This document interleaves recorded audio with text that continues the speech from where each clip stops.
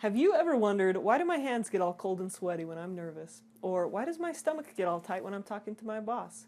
Well, today we're going to talk about our body and brain's natural reaction to danger. It's called the fight, flight, or freeze response.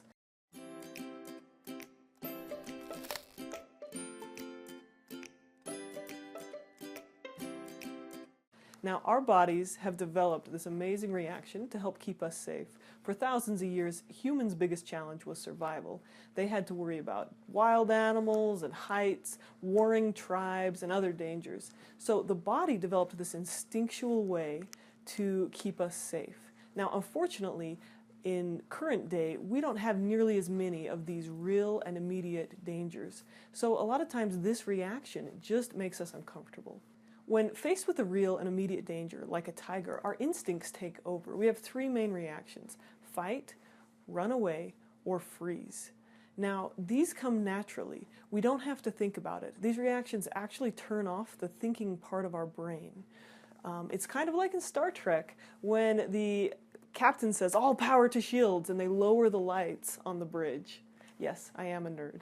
Now, the front part of our brain, the prefrontal cortex, that's the part that does thinking, words, planning, that all gets mostly shut down. And the back part of our brain, which is reactive and instinctive, gets amped up.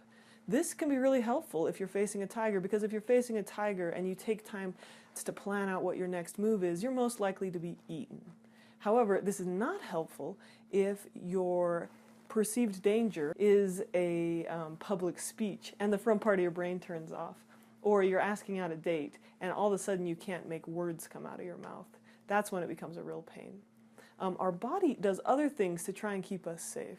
It sends extra blood to the big muscles, which takes the blood flow away from our extremities, like our hands and feet. So that's where the phrase cold feet comes from.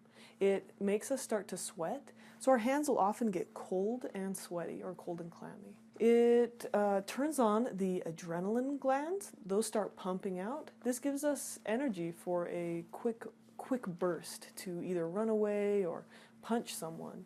But later on, that adrenaline gives us the shakes. It turns off our digestive system because we don't really need to be digesting that hamburger when we're running away from a tiger.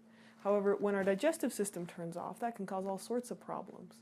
A decreased appetite, a tight feeling in the stomach, dry mouth, and even people could get the runs or wet their pants. Obviously, these are all outcomes that we don't really want. The fight, flight, freeze response also tightens the muscles. It heightens some senses, like vision gets pinpointed, creating tunnel vision. Our breathing rate gets shorter and shallower, so we're breathing faster but not deeper, and our heart rate goes up. The fight, flight, freeze response also temporarily turns off the immune system. Now, that's also a good thing because, again, it's all power to shields. We're putting all power to keeping ourselves alive.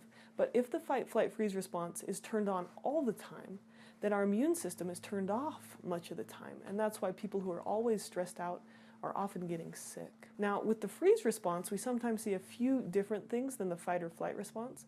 More frequently, we'll see people feeling numb, people shrinking, hiding, or complying, just going along with what the person or the thing in power seems to be wanting. Now, this response, this fight, flight, freeze response, is really helpful, could be helpful in situations where there's real and immediate danger, and it's meant to work in short bursts. The problem that happens is when we are constantly having this reaction to things that aren't real dangers. They're just perceived threats, like a boss asking to talk with us or a public speaking event. When we are constantly in the fight, flight, freeze response, then our body gets trapped in this elevated state for a long period of time. This leads to exhaustion, insomnia, muscle tension, digestive problems, and frequent illnesses.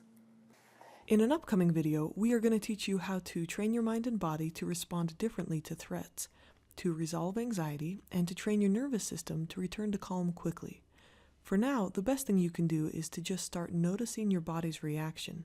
Notice what happens when you're going into fight, flight, or freeze mode, and just give it a label, like, "I'm having a fight response right now." I hope this was helpful. Thanks for watching, and take care.